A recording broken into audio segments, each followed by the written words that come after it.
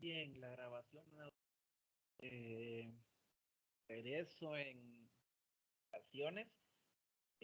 Vamos a abordar el tema de temperatura y la ley cero de la termodinámica. Para esto vamos a hacer un preámbulo y vamos a empezar con que a veces nosotros asociamos el concepto de temperatura con qué tan caliente o qué tan frío se siente un objeto cuando toca. Es decir, que eso es una manera equivocada de abordarlo, porque nuestros sentidos nos proporcionan una indicación cualitativa de la temperatura, es decir, nosotros al tacto podemos sentir qué tan caliente o frío está un determinado objeto. Sin embargo, los sentidos no son confiables y con frecuencia hacen que uno se equivoque. Por ejemplo, imaginémonos que retiramos del refrigerador una charola metálica que tiene hielos y retiramos también una caja de cartón de vegetales congelados. ¿Cuál se siente más fría al contacto? Seguramente la charola, que es de metal, se siente más fría que la caja, aun cuando ambas están a la misma temperatura. Es decir, si nosotros fuera por el tacto, y es que nos va a llevar por un camino equivocado, porque están a la misma temperatura, pero la sensación térmica es diferente. Los dos objetos se sienten diferentes. ¿Por qué razón? Porque el metal transfiere energía por calor a una proporción mayor que el cartón. Es decir, la transferencia de energía que hay cuando yo toco ese objeto es mayor en un objeto que el otro por el tipo de material. Entonces, lo que nosotros necesitamos es un método confiable y reproducible para medir qué tan caliente o qué tan frío está un objeto.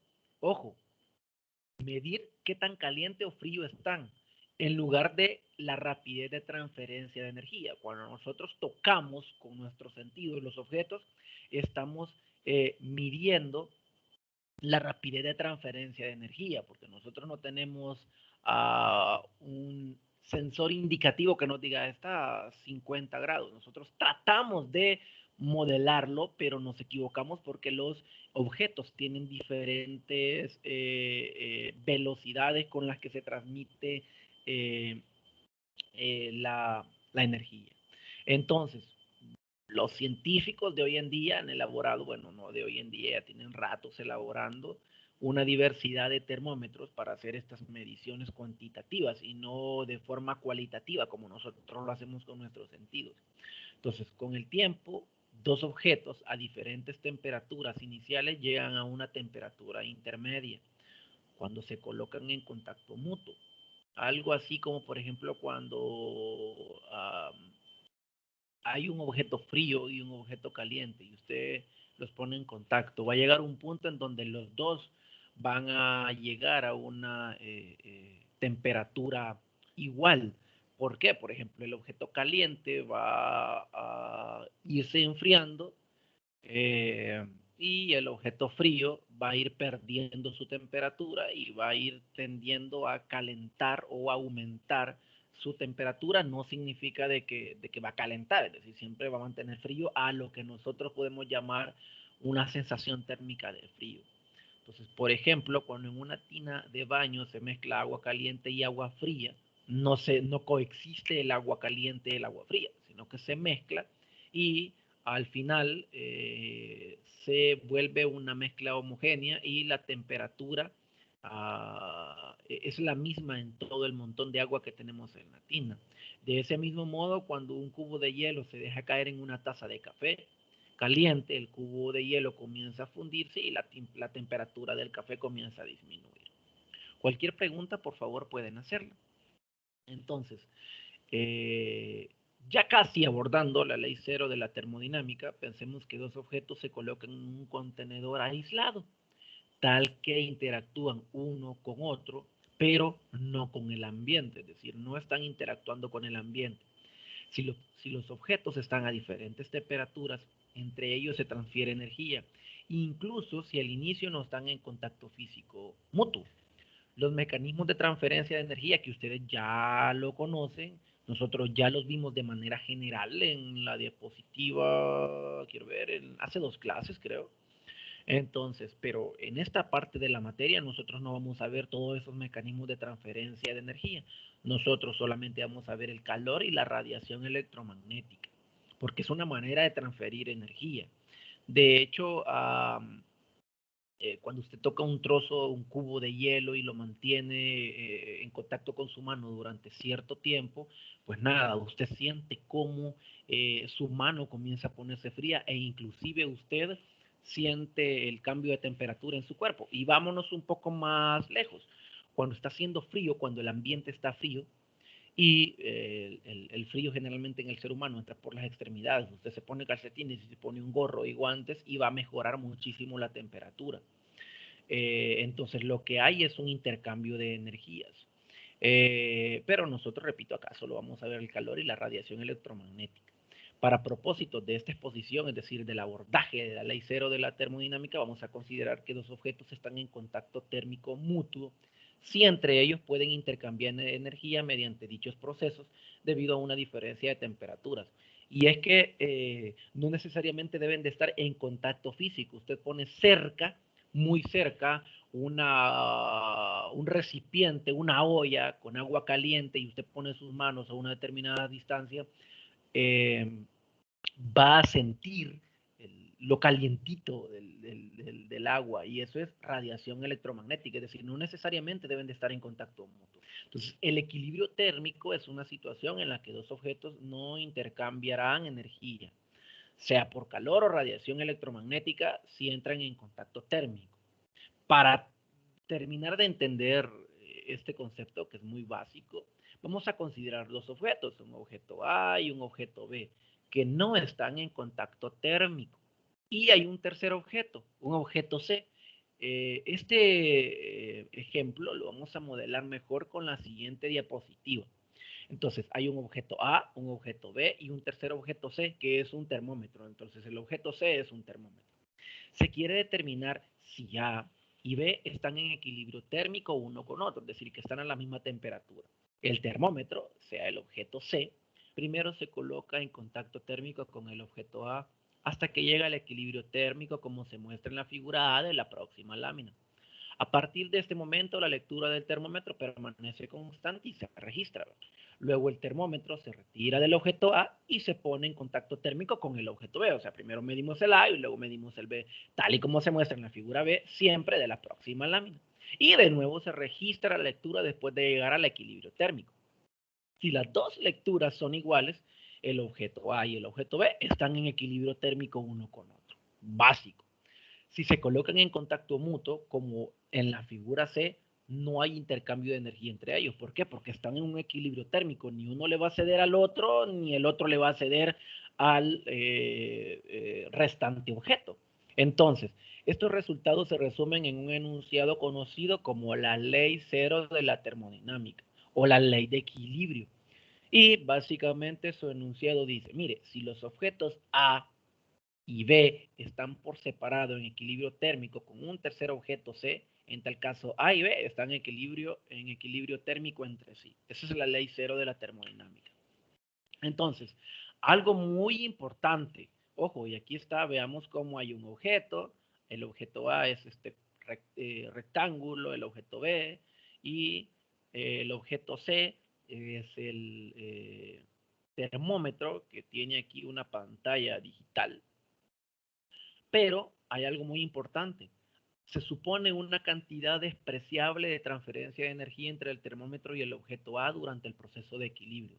Sin esta suposición, que también se hace para el termómetro y el objeto B, la medición de la temperatura de un objeto perturba el sistema, de modo que la temperatura medida es diferente de la temperatura inicial del objeto.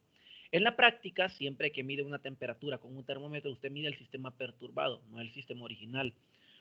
Significa entonces que cuando hacen una medición, usted toma un termómetro y se lo pone en la axila a un niño o a un adulto para medir la temperatura, el termómetro se calienta y el ser humano le cede cierta niveles de temperatura al termómetro, ¿sí? ¿Cuánto puede ser eso?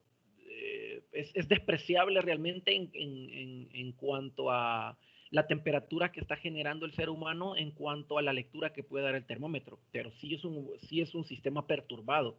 ¿Por qué? Porque estoy dando un poquito de mi temperatura al termómetro. Entonces debemos de tener en cuenta eso, que nosotros no estamos midiendo el sistema original, estamos midiendo un sistema perturbado. Pregunta de parcial. Continuando. Entonces, vamos a ver los termómetros y la escala de temperatura Celsius. Los termómetros son dispositivos que sirven para medir la temperatura de un sistema. Básico, todos sabemos eso. Todos los termómetros, todos, se basan en el principio de que alguna propiedad física de un sistema cambia a medida que varía la temperatura. Entonces, alguna propiedad física va a cambiar cuando varía la temperatura. En ese supuesto se basan los termómetros. Algunas propiedades físicas que cambian con la temperatura, pregunta de parcial, el volumen de un líquido, las dimensiones de un sólido, la presión de un gas a volumen constante, el volumen de un gas a presión constante, la resistencia eléctrica de un conductor y el color de un objeto. Es decir, claro, significa que las dimensiones de un sólido cambian, ¿sí? Si se calienta, se hace más largo. Si se enfría, se hace más corto. De hecho, cuando se construye, se debe de tomar en cuenta las temperaturas máximas y mínimas que puede existir en un determinado lugar para que se pueda construir y se pueda tener en cuenta las variaciones en el tamaño. Imaginemos un edificio grandote, grandote, grandote con un montón de bloques de concreto y cuando calienta el sol que impacta directamente y cada bloque comienza a crecer 1 milímetro, el siguiente bloque crece 1 milímetro y ahí va creciendo de los cientos de bloques 1 milímetro y al final tenemos un desbalance considerable de milímetro en milímetro. Entonces, un termómetro de uso cotidiano que nosotros utilizamos o que utilizan en los hospitales o utilizamos en el laboratorio, es una lástima que no podamos interactuar con los termómetros del laboratorio. Sin embargo, un termómetro de uso cotidiano consiste en eh,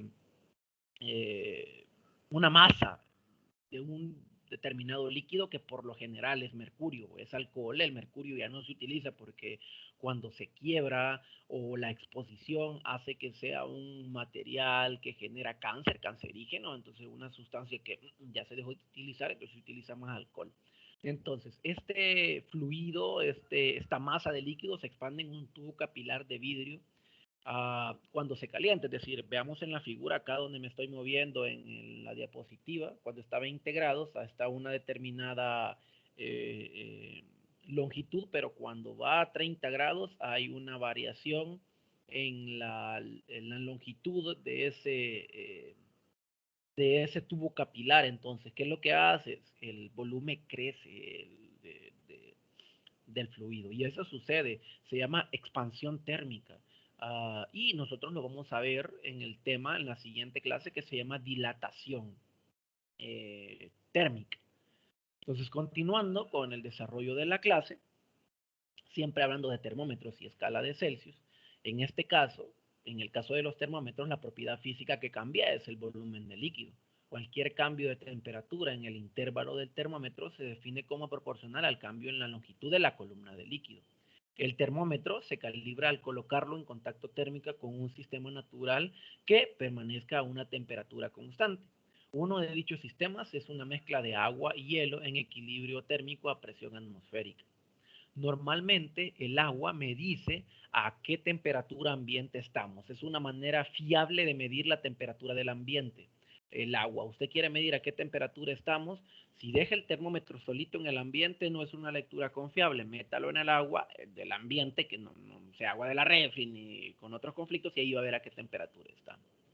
Entonces, en la escala de temperatura Celsius, ojo, la primera escala que vamos a ver, la temperatura Celsius, esta mezcla se define como una temperatura de 0 grados Celsius, es decir, a 0 grados Celsius es cuando se inicia el primer tope, digámoslo así, de la escala, y desde ahí comienza a contarse o desde ahí puede un termómetro empezar a cuantificar un termómetro convencional en la temperatura, en la escala de temperatura Celsius, desde ahí puede empezar a contar, va a ser para medir temperaturas bajo cero necesitamos un termómetro especial para poder realizarlo. Entonces, volviendo a la escala de temperatura Celsius, empezamos con la temperatura 0 grados Celsius y este es el punto de hielo del agua. De ahora en adelante, 0 grados Celsius para nosotros va a ser el punto de hielo, es decir, el momento en que el agua se congela. Otro sistema usado comúnmente es una mezcla de agua y vapor en equilibrio térmico a presión atmosférica. Su temperatura se define como 100 grados Celsius, que es el punto de vapor del agua. Es decir, a 100 grados Celsius el agua comienza a evaporarse. Es cuando comienza a hervir el agua, por ahí, por los 90 grados, a los 100 grados y comienza a evaporarse.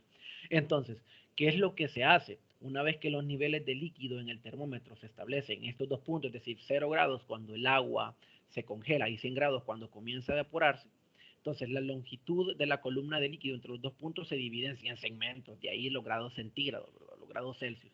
100 segmentos iguales para crear la escala Celsius, por lo tanto cada segmento indica un cambio de temperatura de 1 grado Celsius.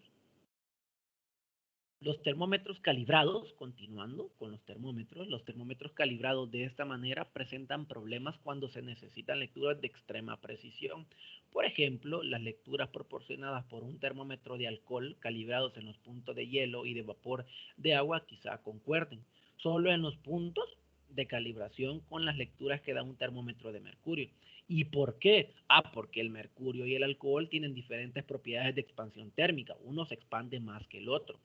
Cuando un termómetro lee una temperatura de, por ejemplo, 50 grados Celsius, el otro tal vez indique un valor un poco diferente. Las discrepancias entre termómetros son especialmente grandes cuando las temperaturas a medir están lejos de los puntos de calibración. En este caso, pues 50 grados Celsius está lejos desde un punto de calibración, que es 0 grados, hasta el otro punto de calibración, que son 100 grados. Un problema adicional que es práctico de cualquier termómetro es el intervalo limitado de temperaturas en las que se puede utilizar. Daro, ¿y por qué? Pues imaginémonos un termómetro de mercurio, por ejemplo, no se puede utilizar bajo el punto de congelación del mercurio, que es menos 39 grados Celsius. Y el termómetro de alcohol no es útil para medir temperaturas superiores a los 85 grados Celsius. ¿Por qué? Porque ahí comienza a huir el alcohol. Es decir, usted pone un termómetro de alcohol a 85 grados, ahí pues nada, comienza a hacerse vapor el bendito alcohol. Entonces, no podemos hacer eso. No podemos utilizarlo con diferentes temperaturas. Imaginemos utilizamos el agua, pues solo podemos medir hasta ahí por los 90, 95 grados, porque después va a empezar a evaporarse. Entonces, para superar este problema es necesario un termómetro universal, cuyas lecturas sean independientes de la sustancia que se use, es decir, no necesariamente porque sea una sustancia u otra. Entonces, el termómetro de gas que se estudia en la siguiente sección, que viene justo en la siguiente lámina, plantea este requerimiento. Entonces, tenemos el termómetro de gas a volumen constante y escala absoluta de temperatura. Vamos a ver entonces la escala absoluta de la temperatura. Entonces, una versión de un termómetro de gas es el aparato de volumen constante que se muestra en la figura que estamos viendo en la lámina a la derecha. Entonces, el cambio físico que se aprovecha en este dispositivo no es el cambio del volumen, ojo, es la variación de la presión de un volumen de gas fijo debido a la temperatura. Es decir, aquí no se toma en cuenta el desplazamiento que pueda tener la columna del fluido, sino que la variación de presión de un volumen de gas fijo debido al cambio de temperatura. Entonces, la celda se sumerge en un baño de hielo y agua y el depósito de mercurio, que el depósito de mercurio está en B, acá, este es el depósito de mercurio, se eleva o baja hasta que la parte superior del mercurio en la columna A, acá en la columna A, ustedes ya saben que esto viene siendo un tubo en U, es un tubo en U, y es un tubo en U que tiene una parte que está abierta a la atmósfera.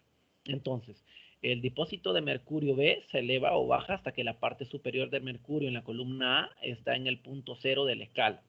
La altura H, la diferencia entre los niveles de mercurio en el depósito B y la columna A, indican la presión en la celda a 0 grados Celsius. Siempre continuando con este modelo, enseguida la celda se sumerge en el agua al punto de vapor. El depósito B se reajusta hasta que la parte superior del mercurio en la columna A de nuevo está en cero en la escala. Así se asegura que el volumen del gas es el mismo que era cuando la celda estaba en el baño de hielo. De ahí la designación del volumen constante, es decir, del termómetro de gas a volumen constante, y de ahí la escala absoluta de la temperatura. Este ajuste del depósito B da un valor para que la presión de gas a 100 grados Celsius. Después, ojo, después estos dos valores de presión y temperatura se grafican, y estas gráficas las voy a mostrar en las siguientes dos láminas. Ahorita las muestro. Entonces, repito, después estos dos valores de presión y temperatura se grafican como muestra en la figura de la próxima diapositiva. Y la línea que une los dos puntos sirve como una curva de calibración para temperaturas desconocidas. Otros experimentos demuestran que una correspondencia lineal entre presión y temperatura es una muy buena suposición. Y aquí les muestro la gráfica y les voy a pedir un segundito. Les pido un segundito. Voy a acomodar algo aquí en mi estudio. Denme un segundo.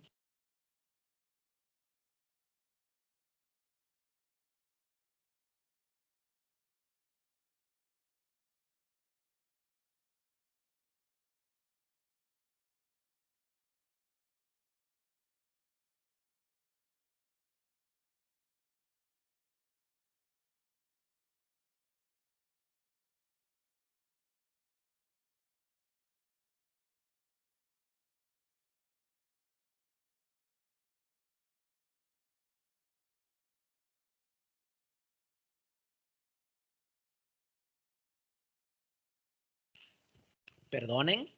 Les decía entonces que los valores se grafican. Vean, entre 0 y 100 grados están... ese es el intervalo en el que se grafica, y vemos cómo tenemos cierto crecimiento desde la temperatura inicial, 0, hasta los 100 grados. Es una temperatura en grados Celsius. Y pues esa tendencia se mantiene. Entonces, para medir la temperatura de una sustancia, la celda de gas de la figura de la lámina nueva, es decir, esta, esa que está ahí, siempre haciendo referencia a esta figura. Quizás cuando suba la clase voy a poner esta figura también en la próxima, en esta lámina de acá, para que se entienda mejor la referencia. Pero volviendo entonces a la diapositiva, para medir la temperatura de una sustancia, la celda de gas de la figura de la lámina 9 se coloca en contacto térmico con la sustancia, y la altura del depósito B se ajusta hasta que la parte superior de la columna de mercurio en A esté en cero en la escala. La altura de la columna de mercurio en B indica la presión del gas. Al conocer la presión, la temperatura de la sustancia se encuentra mediante la gráfica de la figura. Entonces, cuando nosotros conocemos la presión, la temperatura nosotros la vamos a encontrar mediante esta gráfica que está acá, que se mantiene su crecimiento de manera constante. Entonces, esa es una gráfica representativa de presión con temperatura tomada con un termómetro de gas a volumen constante. Los dos puntos representan las temperaturas de referencia conocidas como los puntos del hielo a 0 grados y los puntos del vapor del agua. Continuando, ahora vamos a suponer que usamos termómetros de gas, ojo, termómetros de gas para medir las temperaturas de varios gases a diferentes presiones iniciales. Los experimentos demuestran que las lecturas del termómetro son casi independientes del tipo de gas usado, es decir, las discrepancias, las diferencias son mínimas. En tanto, la presión del gas sea baja y la temperatura esté arriba del punto en el que el gas se licúa, como muestra en la gráfica de la próxima lámina. Vamos a ver otra gráfica diferente, en donde utilizamos diferentes termómetros de gas para medir temperatura de gases diferentes.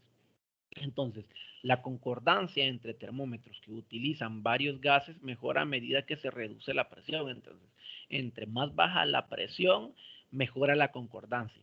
Entonces, si las líneas rectas, si las líneas rectas de la figura se extienden hacia temperaturas negativas, se encuentra un resultado notable.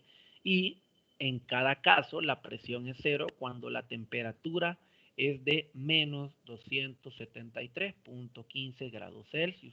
Este hallazgo sugiere algún papel especial que dicha temperatura particular debe de jugar.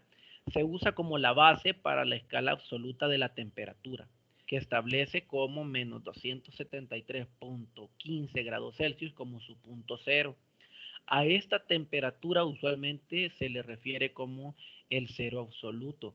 Hay varias referencias en los Caballeros del Zodiaco, en los Avengers, en donde hacen referencia a la barrera de Kelvin.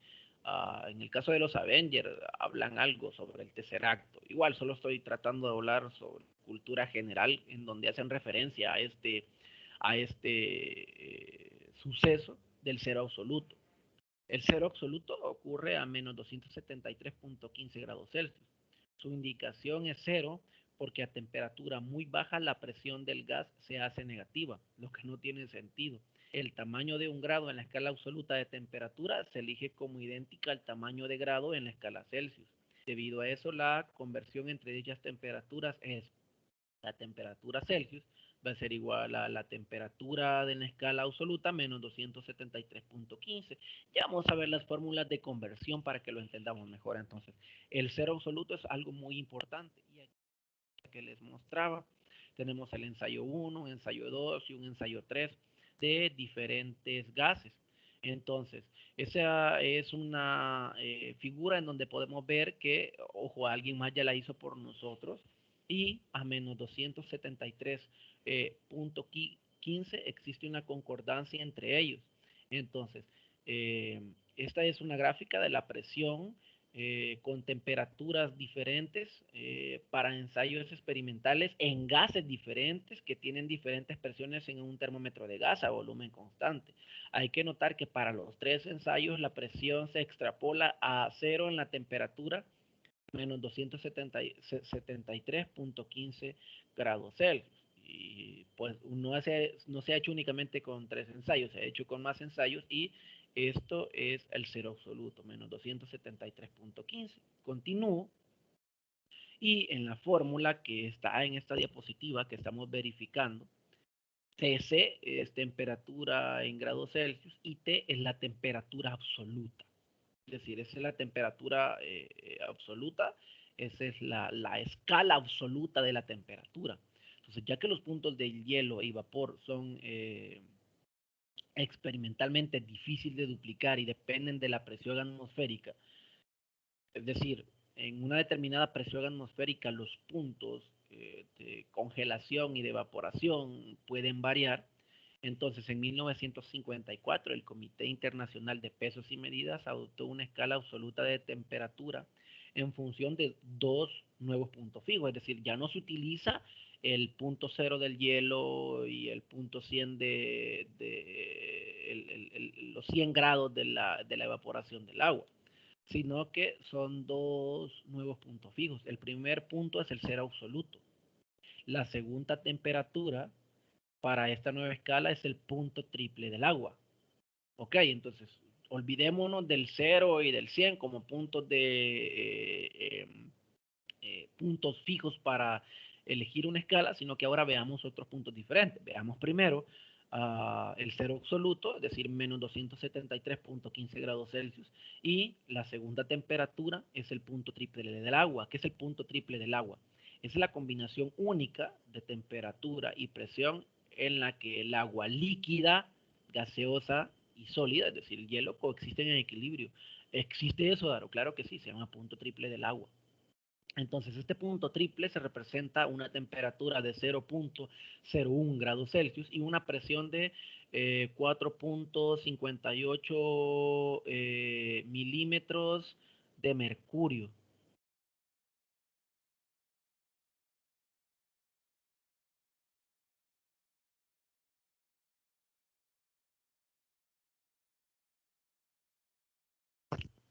Hola, hola, ¿me escuchan? Hola, ¿me escuchan? Sí, se le escucha, ingeniero.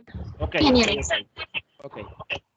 Les decía entonces, no sé desde dónde no tuve una interferencia, les decía entonces que tenemos el punto triple del agua, que es la combinación única de temperatura y presión en la que el agua líquida y gaseosa, gaseosa y sólida coexisten.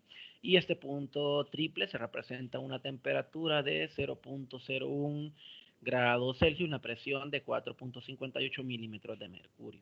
Entonces, en la nueva escala que se usa, o más bien en la escala se utiliza, en esta escala absoluta, la unidad Kelvin. Entonces la temperatura del agua en el punto triple se estableció en 273.16 Kelvin, abreviada únicamente como 273.16 Kelvin.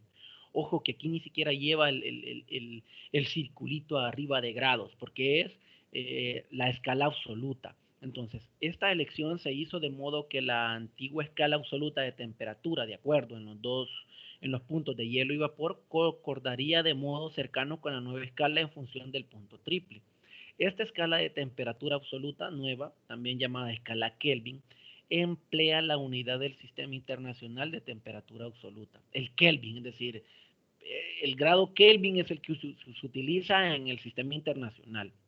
Entonces, que se define como 1 entre 273.16 de la diferencia entre el cero absoluto y la temperatura del punto triple del agua.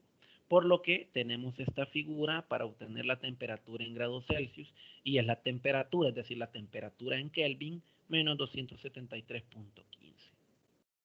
Continuando, la figura de la temperatura absoluta de varios procesos, esa es la que estamos viendo aquí a la derecha, donde me estoy moviendo con el puntero. Y la temperatura del cero absoluto, es decir, 0 Kelvin, no se puede lograr, aunque algunos experimentos de laboratorio han estado muy cerca de lograrlo, han llegado a temperaturas de menos de 1 nano Kelvin, es decir, el cero absoluto no se puede lograr ahorita, ha estado muy cerca, pero no se puede lograr esta temperatura. Y aquí vemos la temperatura en Kelvin de la bomba de hidrógeno, del interior del Sol, de la corona solar, de la superficie del Sol, de la fusión del cobre, la congelación del agua, del nitrógeno líquido, del hidrógeno líquido, del hielo líquido, y la temperatura más baja, que es 10 a la menos 9 Kelvin. Entonces, la ecuación de la lámina 14, es decir, la ecuación en donde convertimos los grados, convertimos de la temperatura absoluta a grados centígrados, muestra que la temperatura Celsius, es decir, llamada TC en esa fórmula, se desplaza de la temperatura absoluta Kelvin, T, es decir, en esa fórmula T, que se considera como la escala absoluta, pero realmente son Kelvin, nosotros lo vamos a poner como grados Kelvin, ya les voy a dar las fórmulas más adelante. Entonces, vamos a utilizar, repito, la C para los grados centígrados, grados Celsius. Acá en la referencia del libro de texto que estamos utilizando ponen T únicamente para los grados Kelvin, yo le voy a poner TK. Y también vamos a ver la escala Fahrenheit. Hasta el momento hemos visto los grados centígrados, vimos cómo surgió la escala absoluta, que es el sistema internacional, que son los grados Kelvin, y siempre en esta misma lámina, dentro de un par de segundos, vamos a abordar la escala Fahrenheit. Entonces, ya que el tamaño de un grado es el mismo en las dos escalas, una diferencia de temperatura de 5 grados Celsius es igual a una diferencia de temperatura de 5 Kelvin. Las dos escalas difieren solo en la elección del punto cero, por lo tanto la temperatura del punto de hielo en la escala Kelvin, 273.15 Kelvin, corresponde a 0.00 grados Celsius, y el punto de vapor en la escala Kelvin son 373.15 Kelvin, y esto equivale a 100 grados Celsius. Una escala de temperatura común y de uso actual en Estados Unidos es la escala Fahrenheit. Si ustedes han visto alguna vez a televisión donde dan el clima para los Estados Unidos, allá las temperaturas son en Fahrenheit. Acá en El Salvador, Moisés Urbina las pone en grados centígrados. Entonces, dicha escala ubica la temperatura del punto del hielo en 32 grados Fahrenheit y la temperatura del punto de vapor en 212 grados Fahrenheit. Ahí podemos ver la diferencia que hay. Vemos 0 grados Celsius, son 273.15 Kelvin, y vemos cómo la temperatura del hielo, del punto de hielo, son 32 grados Fahrenheit y son 0 grados Celsius, es decir, vemos la diferencia que hay. Entonces la relación entre las escalas de temperatura Celsius y Fahrenheit es la temperatura en Fahrenheit es igual a 9 quintos de la temperatura en Celsius más 32 grados Fahrenheit. Continuando entonces, aquí hay las fórmulas que vamos a utilizar para las escalas de temperatura y podemos ver cómo convertir de grados Kelvin a grados Celsius, de grados Fahrenheit a grados Celsius, de Celsius a Kelvin, de Kelvin a Fahrenheit, de Fahrenheit a Kelvin y de Celsius a Fahrenheit. Entonces vemos cómo se utiliza la K para la escala absoluta y muchas veces para escribir los grados Kelvin no se pone el circulito arriba para hacer referencia a que es la escala absoluta. Entonces, para culminar con esta clase, antes de abordar la expansión de la dilatación térmica de sólidos, vamos a saber la dilatación lineal y de la dilatación volumétrica, hay una tarea. Vamos a convertir 30 grados Celsius a Fahrenheit, 30 grados Celsius a Kelvin, 30 grados Fahrenheit a Celsius, 30 grados Fahrenheit a Kelvin, 30 Kelvin a Celsius y 30 Kelvin a Fahrenheit. Todo esto, chavos, lo tienen que tener en su cuaderno. Lo tienen que tener ahora antes de las 12. El resto de la clase, es decir, si notan, la clase va a durar cerca de 1 hora o menos de 1 hora. Y para completar ustedes la tarea, es decir, para completar la clase del día de hoy, ustedes tienen que cargar, sí, les voy a dar hasta las 12, sí, hasta las 12, para cargar esta tarea al aula virtual. Entonces, con eso, a ver, con eso terminamos la clase, es decir, el abordaje teórico de la clase, y les queda a ustedes de tarea completar este ejercicio. No sé si tienen alguna pregunta. Yo procedería en este momento, igual ahorita pueden tomarle una fotografía a lo que tienen que hacer, igual como siempre la tarea, ¿verdad? Tienen que en una paginita, hacer las conversiones, tomarle foto y subirlas al aula virtual. No sé si tienen alguna pregunta.